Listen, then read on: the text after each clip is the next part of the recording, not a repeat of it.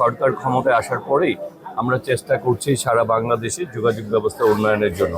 ইতিমধ্যে আপনারা লক্ষ্য করেছেন, যেমন আমরা রেলগুলিতে মানে রেলে যেসব এলাকায় যানজট তৈরি হয়, আমরা আন্ডারপাস ওভারপাসের জন্য কাজ করি, আমরা রেলে ইন্টারনেট সুবিধা বৃদ্ধি করার জন্য কাজ করছি, ঢাকা চিটাগাং কর্ড লাইনের মাধ্যমে এটা দূরত্ব কমিয়ে আনার জন্য কাজ করছি।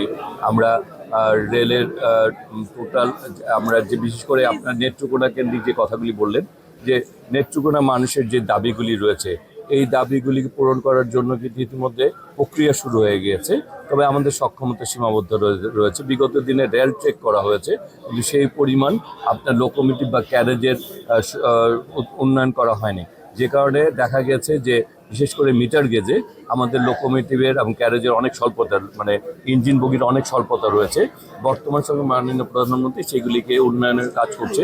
আমরা ইতিমধ্যে লোকোমোটিভ ক্যারেজ আমরা সংগ্রহের কাজ করছি।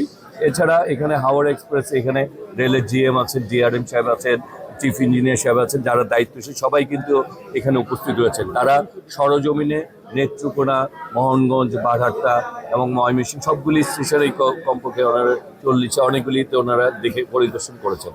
আমরা আসলে একবারে সব পারবো তা না, তবে আমরা আস্তে আস্তে সেগুলির জন্য কাজ করছি মাননে। ইতিমধ্যে যে দাবিটা এসেছে নেত্রকোনা স্টেশনের ওয়েটিং রুমের যাতে একটি মান উন্নয়ন করা হয়, এই ডিআরএম সাহেব এটি পরিদর্শন করে গিয়েছেন, এই কাজটি সম্পূর্ণ হবে। আপনি টয়লেটটার ব্যাপারে এটাকে টেন্ডার দেওয়া হয়েছে, এই টয়লেটটাও যাতে দ্রুত এটা বাস্তবায়ন হয় এই ব্যাপারে আমরা কাজ করব। আমরা যেটা হচ্ছে এই আন্তনগরগুলিতে একটা করে যাতে ক্যারেজ বাড়ানো যায় সেইগুলিও নিয়ে আমরা ইনশাল্লাহ অগ্রগতি হবে। তবে প্রাইভেট যেটা হচ্ছে যে আমাদের যে একটি 361-62 ছিল, এই যে মানে এই জায়গাটায় আমাদের লোকোমোটিভ ক্যারেজের স্বল্পতা পারছি না। তবে ভবিষ্যতে একটু সময় দিতে হবে, ভবিষ্যতে এটাও আমরা বাস্তবায়নে ইনশাল্লাহ চেষ্টা করব। আর স্টেশনগুলি মান উন্নয়নের জন্য সরকার কাজ করছে, আমরা কাজ করছি। আন্তনগরের বেলায় আরেকটা আন্তনগর কি এই মোহনগঞ্জ পর্যন্ত দেওয়া যায় কিনা? ব্যাপারটা হচ্ছে আমাদের গভর্নমেন্টের ইচ্ছা হচ্ছে সারা বাংলাদেশে রেলের সেবাকে মান বৃদ্ধি করা। আমরা সারা 64 জেলা 49টা জেলার রেল সংযোগ আছে, আমরা তেমনিভাবে 64টা জেলার রেল সংযোগ করতে চাই।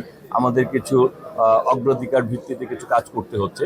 আমরা ইনশাল্লাহ আমরা যখনই যেভাবেই চেষ্টা করছি, যখনই আমরা আমাদের সক্ষমতা বাড়বে, তখনই আমরা রেলকে আরও যেহেতু রেল মানুষের কাছে একটি গ্রহণযোগ্য একটি পরিবহন, সেই ক্ষেত্রে রেলের সেবা যাতে মানুষ আরও বেশি পায় সেই কাজ করবো। তবে সেটা কবে হবে, কখন হবে এই মুহূর্তে বলতে পারছি না, তবে আমরা চাই রেলের সেবা মানুষ যাতে আরও বেশি করে পায়। দেখাচ্ছি না, আমরা সারা বাংলাদেশে রেলের সেবা বৃদ্ধি করতে চাচ্ছি, যাত্রী সেবা বৃদ্ধি করতে চাচ্ছি। আর এইখানে যারা এই এলাকার যে সদরে এমপি সাহেব আছেন, তিনি ইতিমধ্যে এগুলি ব্যাপারে আমাদেরকে দিয়েছেন। আজকে এখানে আমাদের এই এলাকার আমাদের অত্যন্ত জনপ্রিয় এবং আমাদের সিনিয়র বড় ভাই, জনপ্রিয় জনতা যেমন বাবর ভাই আছেন, যিনি একসময় এই এলাকার রেলের উন্নয়নের জন্য কাজ করেছেন। আমাদের আরেকজন প্রতিমন্ত্রী সাহেব আছেন, তিনিও এই বৃহত্তর ময়মনসিংহের এলাকার মানুষ বলতে গেলে টাঙ্গাইলের এই এলাকার প্রতি তারও দরদ আছে। আমরা আসলে মূল কথা বর্তমান প্রাইম মিনিস্টার মানে যাত্রী সেবা বৃদ্ধি, যোগাযোগ ব্যবস্থা উন্নয়নের কাজ করছে, আমরাও কাজ করছি ইনশাল্লাহ। আর যখন যে সুযোগ পাবো আমরা আমাদের সক্ষমতা সবটুকু ব্যবহার করবো। এখন ব্যাপার হচ্ছে দাবি দাবা তো সবারই আছে। আমাদেরকে যখনই আপনি কোনো দাবি করবেন, আমি সেই দাবিতেও আমি মাঠ পর্যায়ে দেখবো যে সেটা কতটুকু ফিজিবিলিটি স্টাডি করে যে সেটির আসলে কতটুকু গ্রহণযোগ্যতা আছে, বা আমার সারা বাংলাদেশের যে দাবিগুলি আছে কোনটার পর কোনটা আমরা করব। সুতরাং যখনই যে দাবিগুলি কেউ করে আমরা মাঠ পর্যায়ে সেটা পরিদর্শন করি এবং আমরা সেটা ফিজিবিলিটি স্টাডি করি, আমরা চেষ্টা করি আমরা দাবিগুলি বাস্তবায়নের জন্য। তবে আমরা আমাদের সক্ষমতা নিয়ে কাজ করে চলছি।